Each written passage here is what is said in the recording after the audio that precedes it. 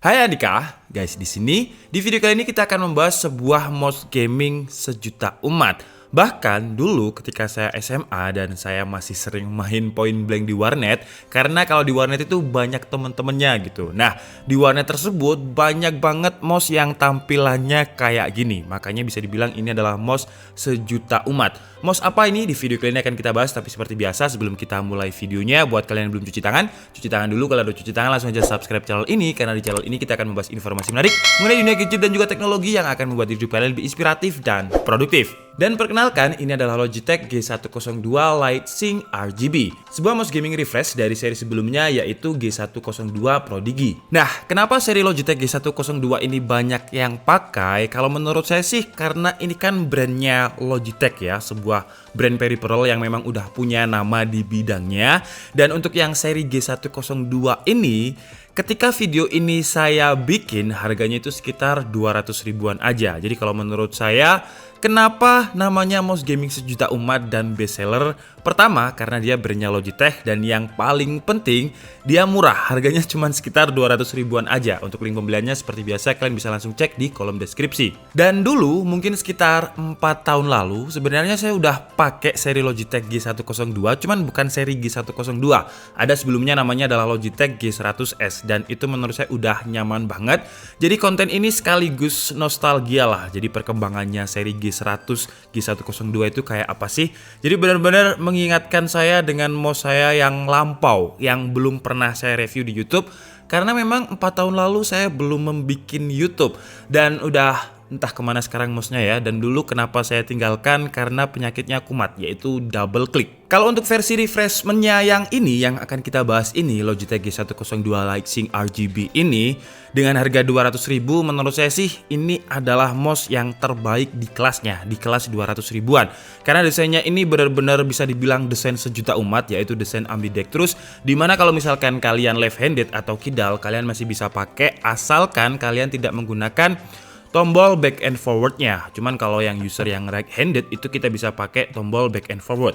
Beda dengan si G Pro Wireless. Kalau G Pro Wireless ini bener-bener sebenarnya dia sejuta umat, cuman harganya nggak sejuta umat. Karena ini harganya kalau nggak salah terakhir itu 2.300.000 untuk si seri G Pro Wireless. Ini juga ambidextrous, tapi lebih sejuta umatan ini karena dia lebih murah. Desain ambidextrousnya ini masih sangat nyaman untuk hampir semua pengguna. Jadi kalian mau pakai palm grip atau finger grip ataupun claw grip, itu juga masih nyaman banget. Ukurannya pun juga pas dengan tangan saya. Yang tangan saya ini menurut saya cukup besar ya, dan seharusnya rata-rata tangan orang Indonesia itu pasti sekitar 18-19 cm.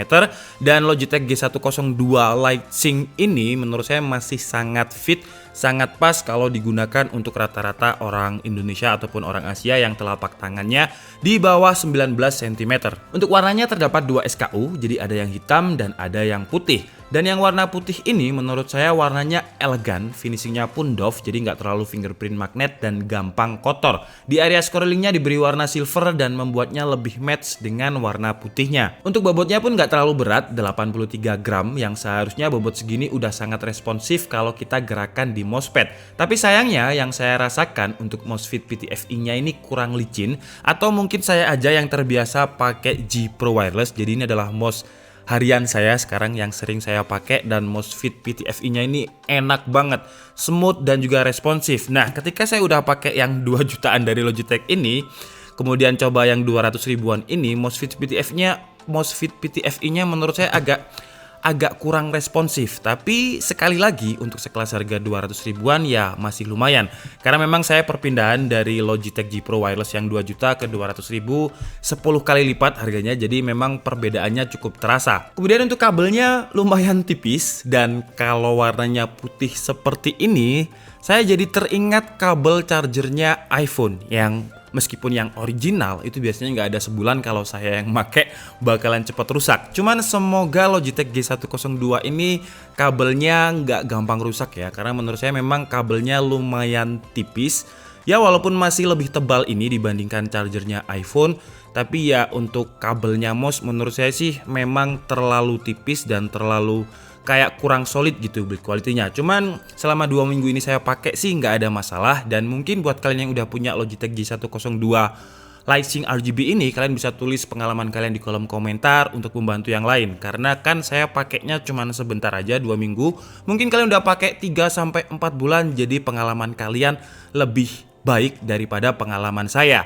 Kalau Logitech G102 itu biasanya sih penyakitnya double click ya. Jadi saya dulu juga pernah punya G102 yang belum RGB. Jadi di bagian sininya itu masih biru-biru, belum ada RGB-nya. Cuman kalau dari segi desain sama sih ambidextrous seperti ini. Dan penyakitnya dulu bukan kabel malahan, tapi double click. Dan dulu sempat saya akalin dengan di sela-selanya sini saya tiup.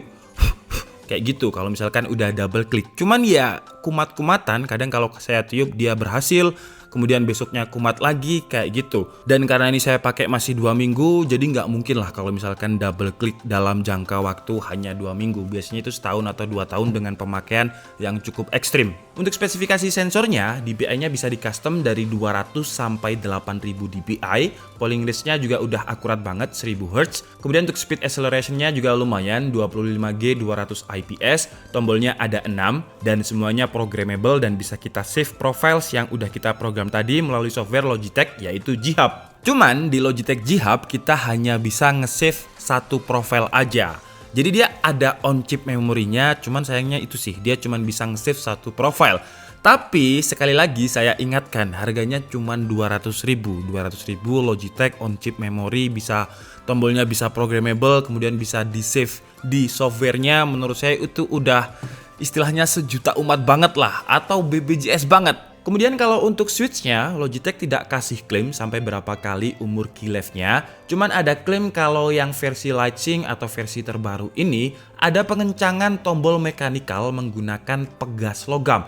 Yang seharusnya switchnya lebih dari G102 versi pertama.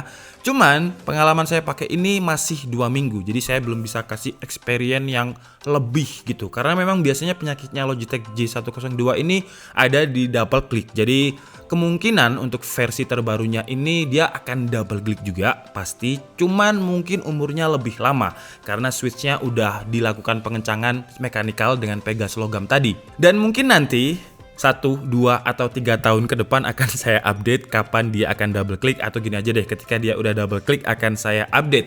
Dan sebenarnya kalau kalian pengen Logitech G102 kalian itu nggak double click, gampang, ada 2 tipsnya. Yang pertama, nggak usah dipakai ya, biar switchnya tetap aman. Dan yang kedua, kalian bisa ganti switchnya ke Omron, entah Omron apapun, karena Omron itu minimal ada yang 20 juta klik sampai 50 juta klik. Dan kalau kalian ganti ke switch Omron, wah itu double clicknya bakalan ya akan double click tapi bener-bener lama banget. Kemudian lanjut ke fitur yang paling disukai oleh gamers, yaitu Lightsync RGB-nya ini. Punya saya dulu yang G102, saya ingat banget kalau belum RGB, atau saya lupa belum aktifkan ya. Karena ketika saya tanya ke pihak Logitech, ada satu generasi sebelumnya ini itu udah RGB, cuman ada satu efek aja yang ditambahkan di seri ini, serta update dari sensor yang saya sebutkan tadi. Jadi kalau yang dulu itu pakai Mercury, sensornya yang ini pakai Robin. Udah, bedanya itu aja sih. Jadi ada penambahan efek RGB dan juga upgrade sensor. Kalau dari segi experience, menurut saya dengan harga 200.000 ya udah nyaman banget sih. Cuman sekali lagi, kayaknya saya habis pakai ini, terbiasa pakai yang 3 jutaan, kemudian pakai ini. Jadi kalau dari perspektif yang biasanya pakai 2 jutaan, terus nyoba yang 200 ribuan, menurut saya klik kanannya ini agak kurang responsif. Jadi kalau ini cuman saya butuh force sedikit aja, cuman gitu udah langsung ke register gitu. Kalau ini butuh force yang cukup dalam, jadi travel distance-nya ini ke switch-nya lumayan dalam. Kemudian untuk tombol back and forward-nya menurut saya juga nggak se-tactile yang ini, tapi sekali lagi ini nggak bisa dibikin perbandingan sebenarnya ya, karena saya nggak ada mouse lain yang dari Logitech, adanya cuman ini dan juga Lightsync RGB ini. Jadi sekali lagi kalau untuk yang harga 200 ribuan menurut saya sih udah terbaik lah ini di harganya.